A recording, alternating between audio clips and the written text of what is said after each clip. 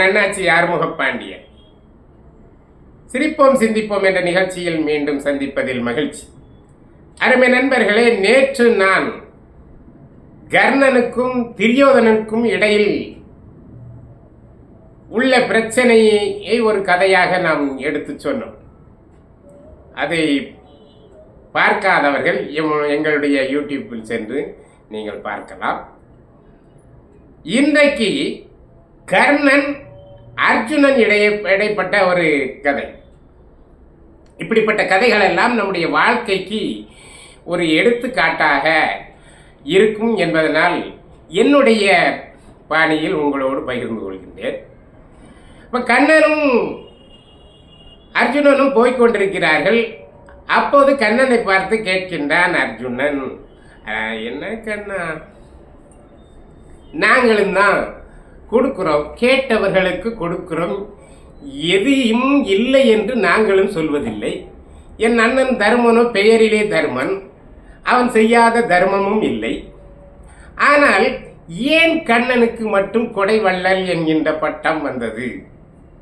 பொறாமை இவனுக்கு, யாருக்கு? அர்ஜுனனுக்கு வந்தது. இந்த பொறாமையை வந்த உடனே அவன்கிட்ட கண்ணன் பார்த்துட்டு ஏன் வந்ததுன்னு கேட்ட உடனே கண்ணன் சிரித்தான். சிரித்துட்டு இதுக்கு பதில் சொன்னான்னா இவன் கேட்க மாட்டான். ஆகவே இவனுக்கு எதை சொல்லணுமோ அப்படி சொல்ல வேண்டும் என்று நினைத்து, அர்ஜுனா ஒரு போட்டி வைக்கிறேன். அந்த போட்டியில் நீ ஜெயிச்சிட்டான்னா நீ தான் இனி உலகத்திலே வள்ளல், கொடை வள்ளல். என்ன போட்டி? 2 மலைகள், குன்றுகளை கொடுத்தான். மலைகள்னு ஒரு குன்று தங்கம், ஆனால் குன்றும் தங்கம். மலை 2 தங்க மலையை கொடுத்தார். சின்ன மலைன்னு வச்சுக்கிங்களேன். 2 மலைகளை கொடுத்து முழுவதுமா தங்கம். இதை நீங்கள் நாளைக்கு ஒரே ஒரு நாளில் இதை நீங்கள் எல்லோருக்கும் கொடுத்து விட வேண்டும். அந்த தங்கத்தை நீங்கள் யார் கேட்டாலும் கொடுத்து விடலாம், தானம் செய்ய வேண்டும். என்ன கண்ணா, தங்கத்தை போய் யார் வேண்டான்னு சொல்லுவாங்க? ஒரு நாள் என்ன, அரை நாளில் வெட்டி வீசி கொடுத்துருவோம்ல அப்படின்னு சிரிச்சிட்டு போனால் கர்ணனையும் கூப்பிட்டாங்க. கர்ணனையும் கூப்பிட்டு, கர்ணா 2 பேரும் கேட்டுக்குங்க, 2 பேருக்கும் ஆளுக்கு ஒரு மலை, தங்க மலை, நீங்கள் தானம் செய்ய வேண்டும் என்று கண்ணன் சொன்னான். கர்ணனை ஏற்றுக்கிட்டான். அதனால் என்ன, ஒன்றும் பிரச்சனை இல்லை, கொடுத்துடலாம். அர்ஜுனனுக்கு ஒரே சந்தோஷம். மறுநாள் காலையிலே எழுந்திரிச்சு சூரியன் உதயத்தின் போது தான் போட்டி ஆரம்பிக்க வேண்டும். இவன் சூரியன் உதயத்திற்கு முன்பாகவே போய் அர்ஜுனன் காத்து கிடந்து அந்த மலைகளை எல்லாருக்கும் தண்டனை போட்டாச்சு. வாங்க, நாளைக்கு அர்ஜுன மகாராஜா தங்கம் தானமாக செய்கிறார், எல்லோரும் வாருங்கள் என்று அவசரமாக ஒரு தண்டோரா போட்டு மக்களை எல்லாம் கூப்பிட்டாங்க. மக்கள் எல்லாம் தேடி வந்தாச்சு. லைனில் நிற்கிறாங்க. சூரிய உதயத்துக்கு தானே ஆரம்பம். உடனே அது வரைக்கும் காத்திருக்காங்க. இவன் எல்லாம் குளிச்சு பிறக்கி எல்லாம் பூஜை இதெல்லாம் பண்ணிட்டு வந்து ரெடியாக இருக்கிற அர்ஜுனன் என்ன பண்ணான்னா, கொஞ்சம் கொஞ்சமாக வெட்டி கொடுக்குறான். ஒரு ஆளுக்கு ஒரு 5 கிலோ 2 கிலோ 3 கிலோ கையில் வந்ததை வெட்டி கொடுக்குறான். லைனில் இருக்கிறவங்க எல்லாம் வாங்கிட்டு போகிறாங்க. ஒரு 10 மணி போல் இருக்கும். எட்டி பார்க்குறான், கர்ணனை காணும். எதிர்த்தால அவனுக்கு மலை, கர்ணனை காணும். இவனுக்கு ஒரு சந்தோஷம், நாம கொடுத்துடலாம், கர்ணன் இன்னும் வரவே இல்லையே என்று நினைத்தான்.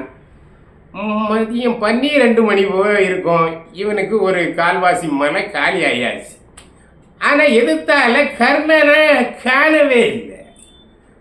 அப்போ அவன் போட்டியில் கலந்துக்கவில்லையோ? அப்போ நாம தானே பரிசு வாங்க முடியும். போட்டியில் கலந்துக்கலான்னா மதியம் வரைக்கும் வரவே இல்லை. மதியம் சாயங்காலம் 5 மணி ஆச்சு. அப்போ பார்த்தா இவனுக்கு அரைவாசி மலை காலி ஆச்சு. ஆனால் எதிர்த்தாலே கர்ணனுடைய மலை அப்படியே இருக்கு. இவனுக்கு சந்தோஷம். எப்படினாலும் இனி வந்து அவன் பங்கு வச்சுலாம் கொடுத்துக்க முடியாது அப்படின்னு நினைச்சான். இவன் சந்தோஷப்பட்டுக்கிட்டான். மணி 5:30 ஆச்சு. கர்ணனுடைய செக்ரட்டரி இருப்பார்ல, அவர் சொன்னார், ஆமாம் செக்ரட்டரி, இன்னைக்கு நம்முடைய நிகழ்ச்சி நிரல் என்ன, ப்ரோக்ராம் என்னன்னு கேட்டார். அப்ப நீங்க இன்னைக்கு கண்ணன் கொடுத்த மலையை இன்றைக்கு நீங்கள் தானமாக செய்வதாக அந்த போட்டி ஒன்று இருக்கிறது, நீங்கள் அதிலே கலந்து கொள்ள வேண்டும். ஓ சரி சரி சரி சரி சரி போயிடலாம் ஒன்றும் பிரச்சனை இல்லை. யாரு 5:30க்கு 6 மணிக்கு சூரியன் அடைஞ்சிரும், மலை முழுசா இருக்கு. நம்ம அர்ஜுனனுடைய மலை பாதி வெட்டி கொடுத்தாச்சு. அப்போ தூரத்துல இருந்து கர்ணன் வந்துகிட்டு இருக்காரான், படையோட வர்றான். பார்த்தா அர்ஜுனன் 5:30க்கு வர்றான். என்ன ஆளையா ஒரு போட்டி வச்சா காலையிலே வந்து வெட்டி கொடுத்தா தானே ஒரு போட்டி நல்லா இருக்கும். 5:30க்கு வந்தால் நானாவது பாதி கொடுத்துட்டு இன்னும் பாதி இருக்குது, அப்படியே இருக்குது, மலை வெட்டி கொடுத்து முடியலை. இவர் வந்து என்னத்தை கழிக்க போறாரு, இனி இன்னையிலிருந்து நான் தான் கொடை வள்ளல் பட்டம் என்று அர்ஜுனன் எக்காலத்தோடு சிரிக்கிறான். தன் பக்கத்தில் இருக்கிறவனை பார்த்தியா வர நேரத்தை பார் அப்படிங்கிறான். கர்ணன் கிட்ட வந்துட்டான், மலை கிட்ட வந்துட்டான். இன்னும் எல்லாரும் கர்ணனையே பார்க்குறாங்க, என்ன செய்ய போறான் அப்படின்னு பார்த்தாங்க. மணி 5:45 ஆயிட்டு, இன்னும் 15 நிமிஷம்தான் இருக்கு. மலை கிட்ட வந்து நின்னா, யார் அங்கே?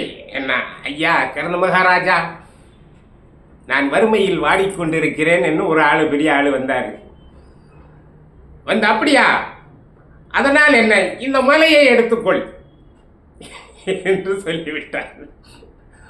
முழுவதுமாக எடுத்துக்கொள்ளான், ஒரே நிமிடம் தான். எண்ணம் தன்னிடத்துல இவ்வளவுதான் கொடுக்கிறோன்னு நினைச்சு அர்ஜுனன் கொடுத்து கொண்டிருக்கிறார்.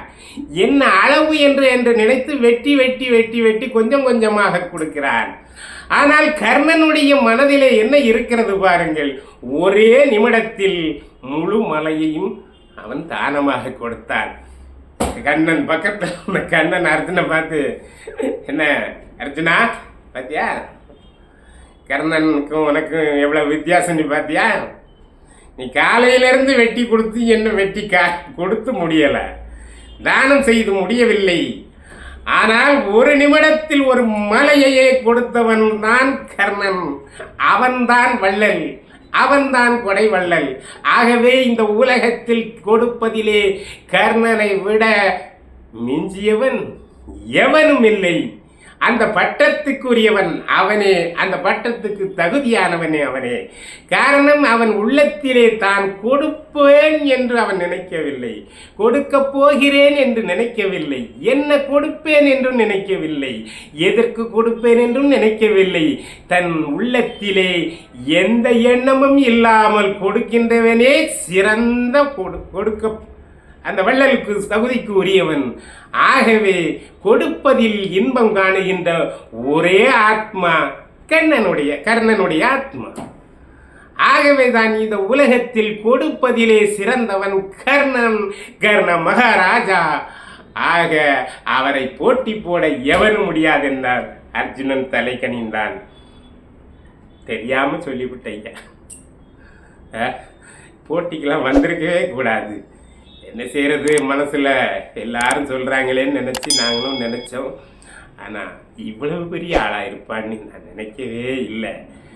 நானும் ஒத்துக்கொள்கிறேன், கர்ணனை மிஞ்சியவன், கொடுப்பதில் சிறந்தவன் எவனும் இல்லை என்பதை நான் ஒத்துக்கொள்கிறேன் என்று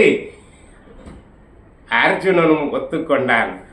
ஆகவே இது போன்ற கதைகள், ஏனென்றால் நாமெல்லாம் கொடுக்க வேண்டும். அந்த கொடுப்பதை நம் மனதில் எந்த கள்ளம் கபடம் இல்லாமல் கொடுக்க வேண்டும். அதுவே சிறந்த தானமாக இருக்க முடியும் என்பது இந்த கதையின் மூலம் நாம் தெரிந்து கொள்கிறோம் என்று கூறி, மீண்டும் அடுத்ததொரு நிகழ்ச்சியிலே சந்திக்கும் வரை உங்களிடமிருந்து விடைபெற்றுக் கொள்கிறேன். நன்றி, வணக்கம்.